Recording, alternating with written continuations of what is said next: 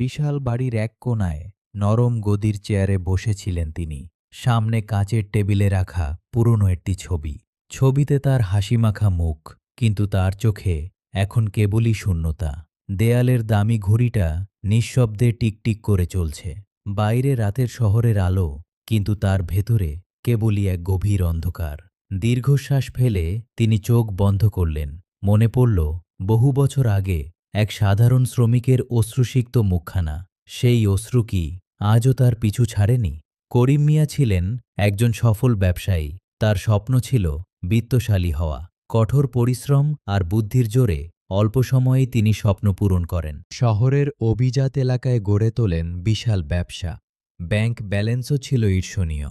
সমাজের চোখে তিনি ছিলেন এক আদর্শ মানুষ। কিন্তু তার মনের গভীরে ছিল এক গোপন লোভ, যা তাকে চালিত করত আরও বেশি উপার্জনের দিকে। আর অন্যদিকে ছিলেন রহিম, একজন সরল সাদাসিধা শ্রমিক। দিনরাত খেটে যা আয় করতেন তা দিয়ে কোনো মতে পরিবারের মুখে অন্ন তুলে দিতেন। তার কাছে সততাই ছিল জীবনের সবচেয়ে বড় পুঁজি। একদিন কারিম মিয়ার এক বিশাল নির্মাণ প্রকল্পে কাজ পেল রহিম। কয়েক মাস ধরে রহিম ও তার দল দিনরাত এক করে কাজ করল। রোদ বৃষ্টি উপেক্ষা করে তারা বিরতিহীনভাবে খেটেছে। কারিম মিয়া তাদের কাজে খুশি ছিলেন। প্রথম দিকে পারিশ্রমিকও দিচ্ছিলেন। কিন্তু প্রকল্পের শেষ ভাগে যখন মোটা অঙ্কের টাকা পরিশোধের পালা, তখনই তার ভেতরের লোভ মাথাচাড়া দিল। তিনি ভাবলেন, এই শ্রমিকরা তো সাধারণ মানুষ, পুরো টাকা না দিলেও কিছু করার থাকবে না। তাই চুক্তির চেয়ে কম টাকা দিয়ে তিনি রাহিমকে বিদায় করতে চাইলেন। রাহিম বারবার অনুরোধ করল, আকুতি জানাল, কিন্তু কারিম মিয়া তার সিদ্ধান্তে অটল রইলেন। নির্মমভাবে প্রত্যাখ্যান করলেন রাহিমের ন্যায্য পাওনা। সেই রাতে রাহিম বাড়ি ফিরলেন এক বুক ভাঙা কষ্ট আর শূন্য হাতে। তার স্ত্রী দরজার বাইরে দাঁড়িয়ে স্বামীর প্রতীক্ষা করছিলেন। রাহিমের ফ্যাকাশে মুখ দেখে তার হৃদয়ে আশঙ্কার ঢেউ খেলে গেল। ছোট্ট ছেলেমেয়েরা ঘরে খেলা করছিল, কিন্তু তাদের ক্ষুধা নিবারণের উপায় তখন রাহিমের হাতে ছিল না। রাহিম যখন স্ত্রীকে সব খুলে বললেন, তার চোখ থেকে টপ টপ করে অশ্রু ঝরতে লাগল। ক্ষুধার্ত বাচ্চাদের দিকে তাকিয়ে তার মনটা ছটফট করে উঠল। এদিকে কারিম মিয়া সেই রাতে নিজের ডাইনিং টেবিলে পরিবারের সাথে সুস্বাদু খাবার খাচ্ছিলেন। বাইরে সব ঠিকঠাক ছিল, তবে মাঝে মাঝে রাহিমের অসহায় মুখটা তার মনে ভেসে উঠত। এক সূক্ষ্ম কাঁটা যেন বিঁধেছিল। এরপর অনেকগুলো বছর কেটে গেল। কারিম মিয়ার ব্যবসা আরও ফুলে ফেপে উঠল।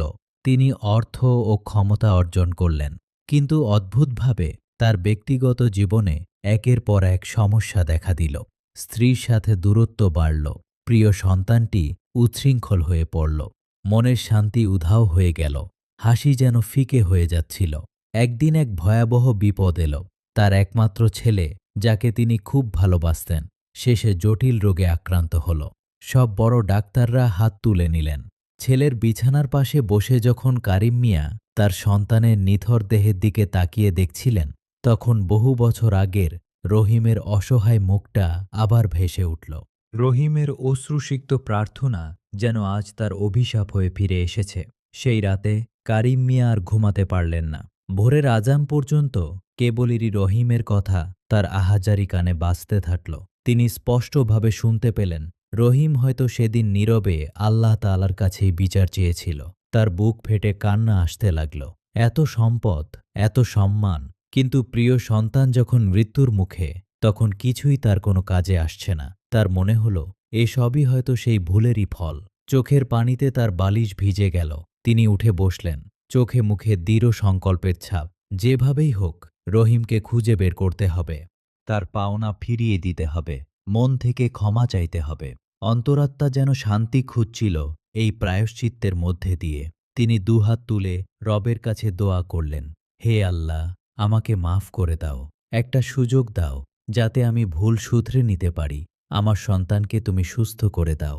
মানুষ যখন অন্যের পাওনা মেরে দেয়, মজদুমের হক কেড়ে নেয়, তখন হয়তো ভাবে কেউ দেখছে না, কিন্তু এই পৃথিবীর সব কিছু দেখেন আল্লাহ, সব শোনেন তিনি। মজদুমের দোয়া আর আল্লাহর আরশের মাঝে কোনো পর্দা থাকে না। আল্লাহ মজদুমের দোয়া সাথে সাথে কবুল করেন। দুনিয়ার ক্ষণস্থায়ী সুখের মোহে আমরা যেন আখিরাতের অনন্তকাল ভুলে না যাই। অন্যের হক কেড়ে নিয়ে সাময়িকভাবে লাভবান হলেও আখিরাতে কঠিন হিসাব দিতে হবে। একজন সৎ শ্রমিকের ঘামের মূল্য মহান আল্লাহর কাছে অনেক মূল্যবান। অনেক খোঁজাখুঁজির পর কারিম মিয়া রাহিমকে খুঁজে পেলেন। ন্যায্য পাওনা ও অতিরিক্ত অর্থ রহিমের হাতে তুলে দিলেন। দুহাত ধরে ক্ষমা চাইলেন তিনি। রাহিম বিস্মিত হলেও কারিম মিয়ার অনুতপ্ত চেহারা দেখে তাকে মন থেকে ক্ষমা করে দিলেন। কিছুদিন পর কারিম মিয়ার ছেলের শরীর সুস্থ হতে শুরু করল। কারিম মিয়া অনুভব করলেন মন থেকে পাহাড় সমান বোঝা নেমে গেছে। অবশেষে তিনি সত্যিকারের শান্তি খুঁজে পেলেন।